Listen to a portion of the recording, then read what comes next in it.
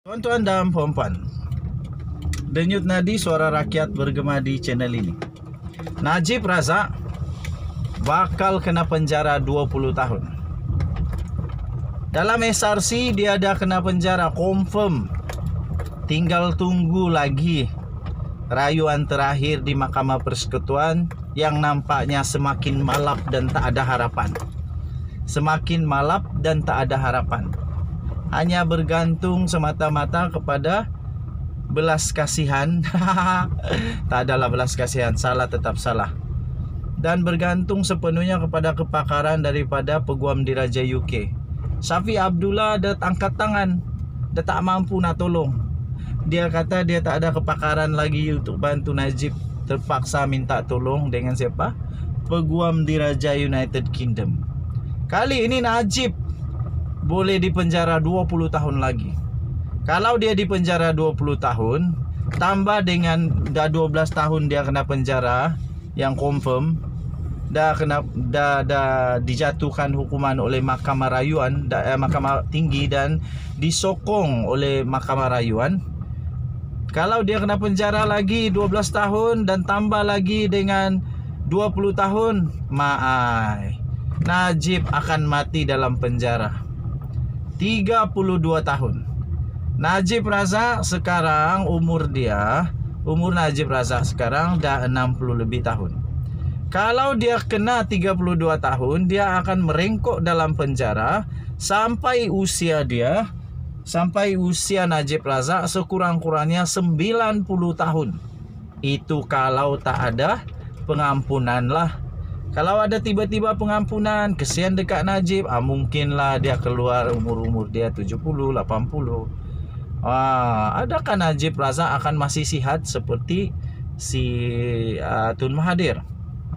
Dalam perbicaraan 1MDB Tenor, tuan-tuan dan puan-puan, yang mana Najib Razak menurut saksi, Najib Razak punya akaun di M-Bank disahkan telah menerima sebanyak lebih 700 juta.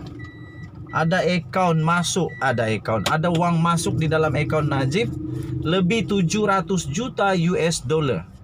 Kalau ringgit Malaysia senang kira darab 4 lebih kurang 2.8 bilion. Kalau Najib Razak didapati bersalah dan sekarang semua bukti tak menyebelahi Najib Razak. Semua saksi tak ada yang membantu Najib Razak. Semua saksi menunjukkan bahawa wang itu memang masuk ke dalam akaun peribadi Najib Razak. Kalau itu wang negara dan itu untuk negara, kenapa masuk di akaun Najib Razak? Ini yang Najib dan peguam-peguamnya tak boleh nak terangkan. Kenapa wang itu masuk ke dalam akaun peribadinya? Kalau wang itu untuk negara, masukkanlah ke dalam perbendaharaan negara. Masukkan ke dalam bank negara Malaysia. Masukkan ke dalam akaun yang berkenaan. Bukan ke dalam akaun Najib atau Rosmah Mansur atau siapa-siapa saja pemimpin. Tak kiralah dia itu pangkat tinggi macam mana pun. Kalau wang itu wang negara, tak sepatutnya masuk di dalam akaun sendiri. Dalam perbicaraan 1MDB Tenor itu, kalau Najib Razak didapati bersalah, dia boleh dipenjara sehingga 20 tahun dan denda 42 juta ringgit, denda 210 juta. Kalau 2.8 bilion mungkin dendanya lagi besar kot, penjara lebih besar lagi. Okey, so apa yang terjadi kita nantikan bersama-sama. Denyut nadi suara rakyat bergema di channel ini. Kita jumpa lagi, bye-bye. Tuan-tuan dan puan-puan, denyut nadi suara rakyat bergema di channel ini. Najib Razak bakal kena penjara 20 tahun. Dalam SRC dia dah kena penjara confirm. Tinggal tunggu lagi rayuan terakhir di Mahkamah Persekutuan yang nampaknya semakin malap dan tak ada harapan.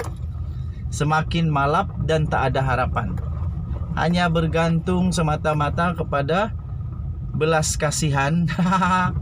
Tak adalah belas kasihan, salah tetap salah. Dan bergantung sepenuhnya kepada kepakaran daripada Peguam Diraja UK. Syafiq Abdullah dah angkat tangan, dia tak mampu nak tolong. Dia kata dia tak ada kepakaran lagi untuk bantu Najib. Terpaksa minta tolong dengan siapa? Peguam Diraja United Kingdom. Kali ini Najib boleh dipenjara 20 tahun lagi. Kalau dia dipenjara 20 tahun, tambah dengan dah 12 tahun dia kena penjara yang confirm, dah dijatuhkan hukuman oleh Mahkamah Rayuan, Mahkamah Tinggi dan disokong oleh Mahkamah Rayuan. Kalau dia kena penjara lagi 12 tahun dan tambah lagi dengan 20 tahun, Najib akan mati dalam penjara. 32 tahun. Najib Razak sekarang umur Najib Razak sekarang dah 60 lebih tahun.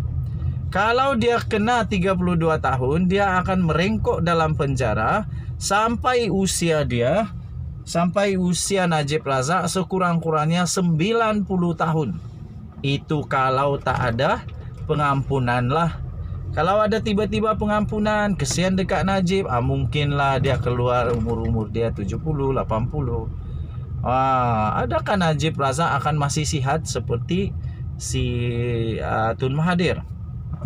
Dalam perbicaraan 1MDB Tenor, tuan-tuan dan puan-puan, yang mana Najib Razak menurut saksi, Najib Razak punya akaun di M-Bank disahkan telah menerima sebanyak lebih 700 juta. Ada wang masuk di dalam akaun Najib lebih 700 juta US dollar. Kalau ringgit Malaysia senang kira darab 4 lebih kurang 2.8 bilion. Kalau Najib Razak didapati bersalah dan sekarang semua bukti tak menyebelahi Najib Razak. Semua saksi tak ada yang membantu Najib Razak.